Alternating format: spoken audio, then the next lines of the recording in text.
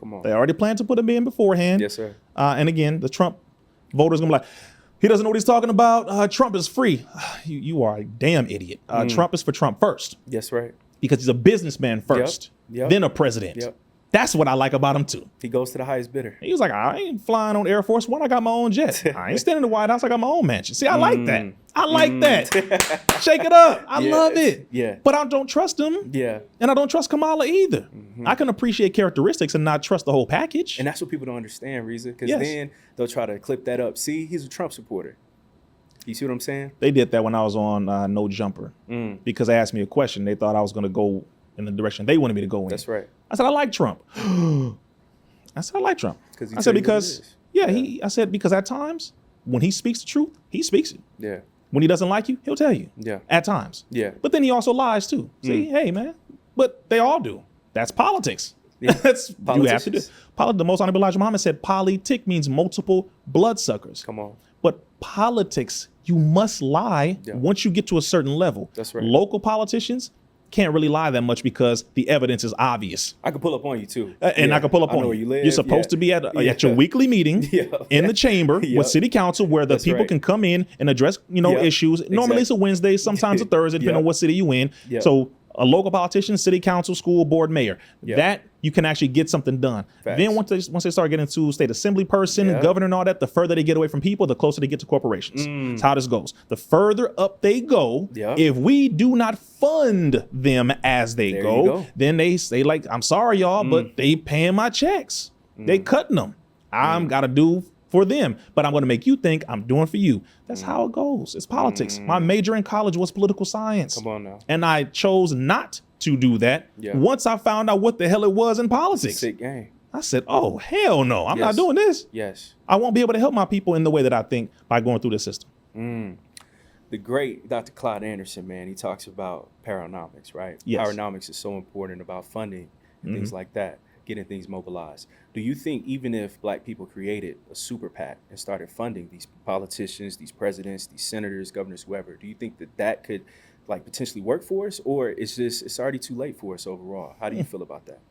Creating a super PAC is something that is economically intelligent, as our brother Dr. Claude Anderson outlined for years and years and years.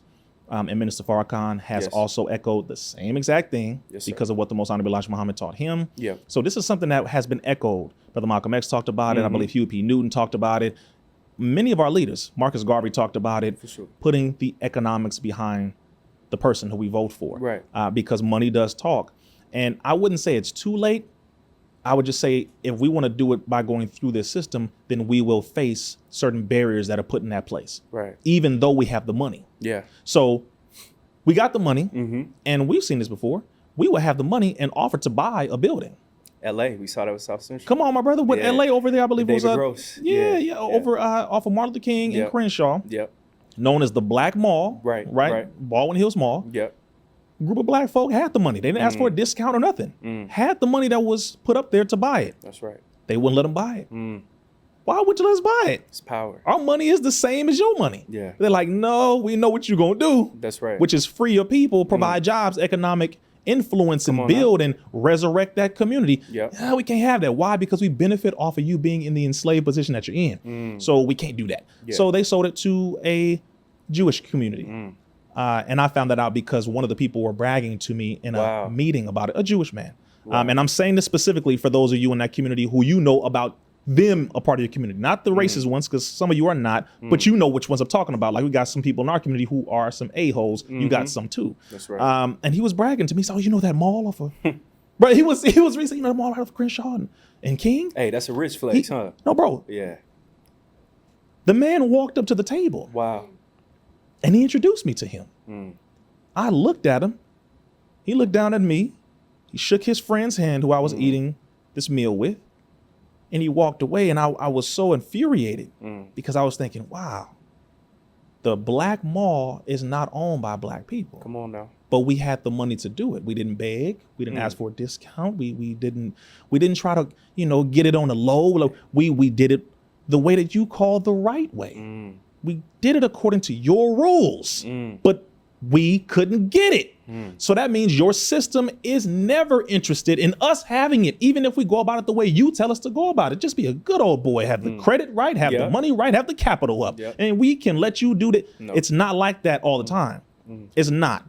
And I know a lot of millionaires and billionaires who know that. Yeah. So it is about the power and the intent behind it. That's if we would have had in the agenda to give that over to somebody else or let someone else have the dominant control, 51% ownership and influence, then it would be cool. But because it's not that, they're like, hell no, we know what you Negroes going to do with it.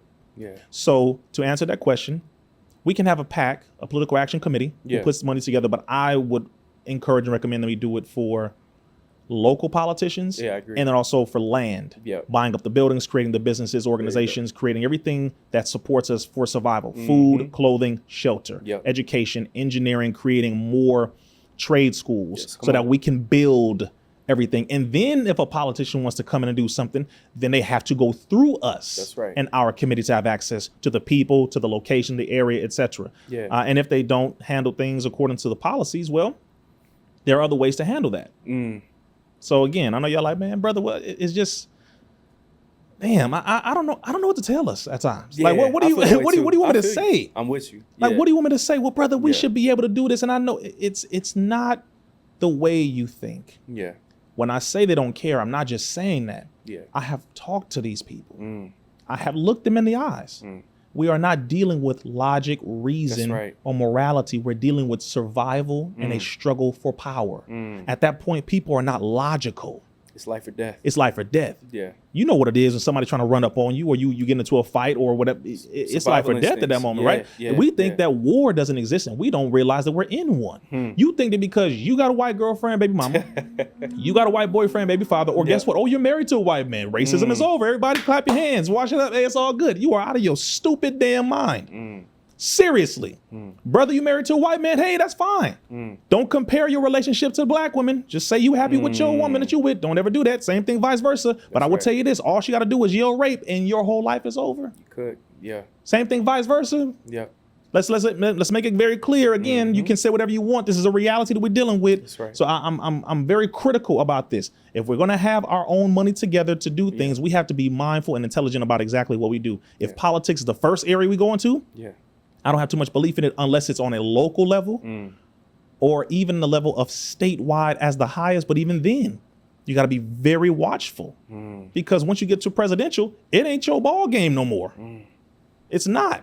Unless we push homosexuality, unless we push depopulation, unless we push GMO foods, unless we push things on their agenda list, it's not going to benefit us. They're not going to have no RBG flag on the White House like they had the LGBT flag on the White House. Facts, though. Get this to your damn head. That's facts. And why would you want them to if you know what that house represents? See, we got to battle with ourselves now. It's a conflict of interest. It's a conflict of interest. But damn, you want to be approved by Satan so bad? You still want massa to approve of you? We don't need them.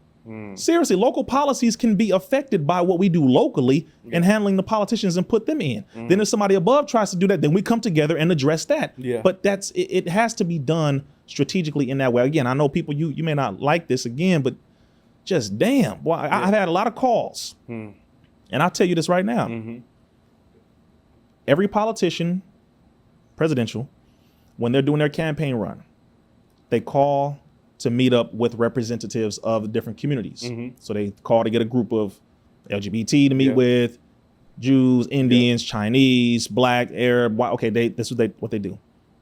I've been called to be a part of a group of Black delegates and representatives for Kamala and Trump's camp. Wow. Have both called. I find this interesting. Why call me? They know what time it is. See, 4 years from now, you're not going to have pretty much any belief in the presidential circumstance at all from nobody. It's the last one. This is the last one. Yeah, I agree. So they're desperate now. They're like, look, let's talk to the ones who we know don't like us. The ones who we know can't be bought. The ones who we know for a fact are not even interested in this political stratosphere of things. Let's even try to get them to come in. That's right. For optics, to make things look a certain way. See, I'm cool with Rizza. Oh, I'm cool with Rizza. You're not gonna see a picture of me next Trump like this. You ain't gonna, no. If I ever am in a picture with Trump, it's probably gonna be like this. At least Kamala. Roll your eyes. Yeah. No, I'm serious, and I mean that respectfully, y'all, because again, you keeping it a buck. I don't trust any of them. No, I don't trust them because the system that they are a part of and that we've been witnessing is not trustworthy. So it's not Kamala the person or even Trump the person. It's the system.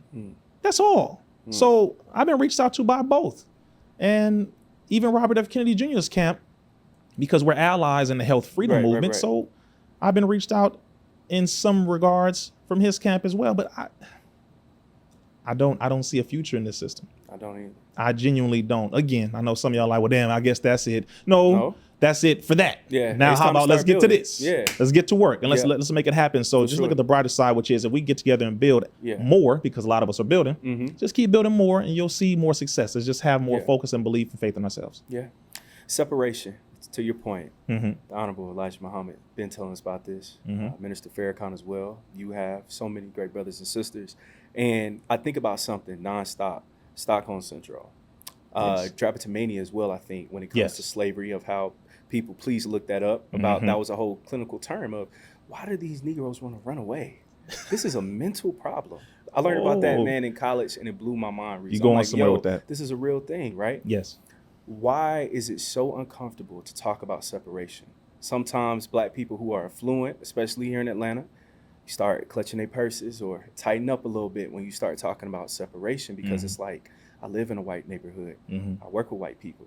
How can I separate from them? Why is it so hard for us to even fathom separation? Because I see Chinatown. I see the law of food. I see Japanese people to themselves, Jewish people to themselves. Of course, still exchanging commerce and things like that, but they go to their own communities. But for us, it's hard to fathom separation. Why is it like that for us, Rizza? We've been heavily indoctrinated, infected with fear. We still have this traumatic circumstance believing that anything that we build is going to be blown up and destroyed, like it was with Tulsa, Oklahoma. We don't believe that we can come together and do something in a united fashion and it will survive and be consistent. We don't believe that even happens, even though it does. There are plenty of Black groups, organizations, towns, pockets of areas, businesses where it has been flourishing for decades. You have chunks of us in pockets, for real. Facts. Things are going very well. We have schools, we have grocery stores, we have whole farms. Like this stuff exists. So I think one thing we have to do is start promoting more of what we actually do have and put that image out there and inject that out there. The Black Wall Street Mall out here in Atlanta. Put up the fact that there are over 100 Black owned businesses in that building. Hold up. In one building. In one building. Shout out to y'all. Put up the fact that, yes, the Baldwin Hills Mall, although the mall is not Black owned, but there are over 50 Black owned businesses in one building. Put out the fact of Leimert Park in LA. Historic. Put out the fact of Harlem, Black Harlem, and the different blocks of businesses that are booming and doing well in Brooklyn, New York, and the Bronx and all these areas. Put out the fact that there are so many pockets, as I said, pockets of neighborhoods where we are flourishing and doing well, and we have security companies, and we have certain industrial companies and other businesses that are building technology. We have car companies, Black owned. Push it. Let the people know it exists so you can stop saying, well, man, if we build that, man, they're going to blow it up. Shut the hell up and stop being so goddamn scared. Damn. Talk about it. Stop bringing up Tulsa all the goddamn time like you were there. It kills me when I hear people saying that. And not only that, but stop focusing on the fact that it's just Tulsa. Why do you promote the one that got blew up? There were over 60 all Black towns. Come on now. And they were thriving and successful all throughout the United States. Talk about those. Talk about Africa Town. Talk about Allensworth, I believe, Allensworth, I believe, as well. Talk about all the 60 over 60 all Black towns, and talk about the fact that we had engineers, doctors, lawyers. We had, again, all the trades persons, and we still do. Promote that, make that hot, and keep perpetuating that. And the reason why, on the other end, some of us don't want to do that again is because we're tired. We don't want to work. It takes accountability. It takes accountability. Responsibility. Because who gonna we blame now? Yeah. Okay, the white man is classic. We got that. Oh, the white man is devil. Oh, yeah, okay, yeah. But some of us are devils too. That's right. You killing your own people too. Now what?